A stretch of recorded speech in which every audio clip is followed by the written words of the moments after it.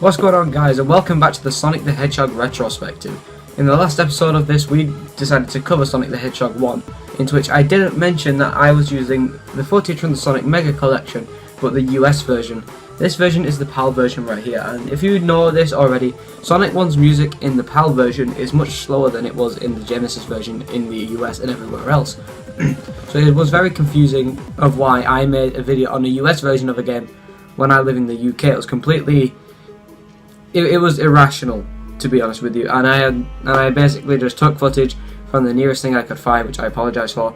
But this time, this is going to be me, and I'm going to be covering the sequel to Sega's very first ever hit out since early Genesis days. I'll be covering Sonic the Hedgehog 2, which was also added to the Sonic Mega Collection, as well as the Plus edition of it, which was released on the PS2 and the Xbox later on down the line. So everyone, you all know what's coming up, so I recommend taking a seat and enjoy the video while I talk about what I think to be personally the best classic Sonic game there is. What is there to say about Sonic 2 that already hasn't been said? The game is honestly quite revolutionary compared to its counterpart, simply because not only did we get to play as Sonic or Tails or both together, but also the way this game emphasizes speed is absolutely phenomenal. Because compared to the last game where you had to find a slot which could be very rare to find in certain levels and then just hold down, this time there is no limit to the speed you can gain. The screen cap thing is gone. So this time you can just go as fast as you like, and Sonic now has a new ability called the Spin Dash, which is now trademarked to him, I believe, which allows him to curl into a ball where he is and then shoot off at supersonic speeds, which is basically the classic days equivalent to the modern days boost, if that makes sense.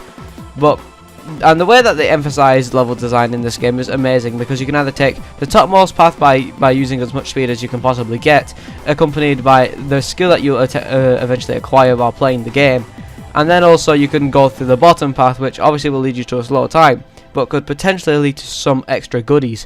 It depends how skilled you are at this game, because more players will find this easier than what they will hard, because I personally think, despite this game being a sequel, which shouldn't always necessarily be easier than its original, it's still quite the easy game, and anyone can just pick it up and play it, and potentially 100% it as well. Sonic the Hedgehog 2 saw the introduction to everyone's now favourite sidekick, Miles Tails per Hour. And the reason why this game decided to add Tails into it is because the first game lacked any sort of multiplayer. So the developers, I can't speak today, I apologise. The developers decided to give Sonic a sidekick so someone could coincide play with them and also do a multiplayer race mode whenever they felt like it, which I think is a really welcome addition despite the multiplayer being really stretched out. But other than that, the game is the same premise as the last one, apart from Sonic has extra help by his side this time. Go through each different zone, 2 of them instead of 3 this time, apart from Metropolis Zone, and destroy Dr. Eggman's machines until you get to the final boss fight, to which you take him down and rescue the woodland creatures again. It's kind of like a rinse and repeat story. It's basically Super Mario Brothers. Instead of saving a princess, you save the animals. It's more of a friendly type of thing, if you get what I'm saying. But the gameplay is phenomenal in this game, and I'm going to explain why. The reason why Sonic 2's level design is so great is actually really obvious, simply because of the emphasis on speed.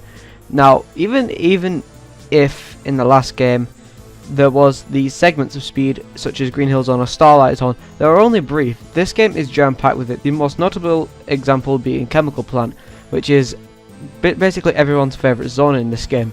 And I can perfectly understand why. This zone is so fun, with the way it mixes speed, skill and level design. The way it's presented to us is amazing. It represents what Sonic is all about, which is going fast, because in this level you ain't going slow unless you're doing the purple water section, which is infamous enough on its own, so I don't really need to talk about it. But the way that the level slopes down here and there and also has these twisty turns and not a big emphasis on platforming like the previous game did, it really goes to show off how fast you can really go. Since there are so many levels in this game, it might take me forever to give a brief rundown of all of them. So what I'm going to do is very quickly say this now and summarise them. Emerald Hill Zone is basically Green Hill Zone, but not as fast. Chemical Plant is one of the fastest zones in classic Sonic history and one of the most fun and enjoyable. Aquatic Ruin is definitely an oddball for most people. It's a perfect mix of water and platforming in my opinion. It's not as fast as you'd like it to be, but it's nowhere near as bad as Labyrinth Zone. Casino Night is a decent level. It's got some decent visuals with some pretty good music, I won't lie. With some okay gameplay, sometimes it can be frustrating, but other than that, it's nothing too special. Hilltop Zone is one of my least favourite zones in the game because of how bland it is and how uninspired the gameplay feels. Mystic Cave is another good level. It splices up some good music with some decent platforming with some decent difficulty as well. Definitely not a bad level by any means. Oil Ocean is a mixed bag again. It's nothing special, but at the same time it can be one of the most annoying levels in the game to pass simply because of how unfun it can be. Metropolis Zone is hands down the worst level in the game, or I should say one of the worst levels in the game, because it's too hard for its own good and some of the enemy placement is bullshit. And also as well, there's 3 acts of it, unlike 2 like the rest of the game. What do you mean? Sky Chase Zone is nothing too great either. It's just a slow paced plane chase level, nothing interesting going on really. Wing Fortress is an okay zone. It's just a really hard platforming challenge, but you can easily cheese half of it. And then you've got the final zone being Death Egg Zone, which I'm going to talk about really quickly in the boss run through. The boss fights in this game were so much better than what they were in the previous game, but they still lack any real depth to them, I'll be honest with you. They're still decent boss fights for what they are, but at the same time they could have been better, because Super Mario Bros. 3, which would cease to come out in a few more years, I think. I'm not too sure on that, don't quote me on that. Or if it was already out, but Super Mario Bros. 3 had some really good bosses in it, and I don't know why Sonic 2 didn't take from this, but it did have some decently fun bosses that you could just pick up and play and try and speed through as quickly as possible, especially on the iOS version of the game, and Android, which I don't know if I'll do a video on them, I might do in the future, but that's completely up to you guys. But like I just said, the boss fights in this game aren't anything special, they are just some very simple and easy fights, unlike the previous game, which were basically all the same thing, so at least there's some differences here. The first boss fight includes Dr. Robotnik in this little car with a drill on the front, and he just tries to skewer you, and that's about it. Very easy fight. The second fight, you can just literally jump on top of the second it comes on screen and destroy it before it even lands its first attack, which is pathetic. The third one involves you jumping across these pillars and climbing up little arrows that get stuck in them to hit Dr. Robotnik, which is a smart idea and concept, but the boss fight is far too easy. Casino Night's boss fight, in my opinion, is the hardest regular boss fight in the game, because you have to keep going up and down these slopes in ball form, which can be quite difficult to land an attack sometimes, and sometimes invisibility frames on Eggman just lead you to your own hits. So it's a challenging boss fight, but not a very fair one. Hilltop's boss fight is nothing special either. It just involves you jumping on top of Eggman a couple of times, and then it's finished with. This is the thing though, this game lacks very many good boss fights, so it's quite a shame. It's quite a shame to see a boss fight just drag a level down even more. After Hilltop, we have Mystic Cave's boss fight, which is another difficult one, because if you have no rings, chances are you will die if your reaction time is not quick enough, because these spikes fall from the ceiling as Eggman tries to drill you as well. Quite a difficult boss fight, but quite a good one as well.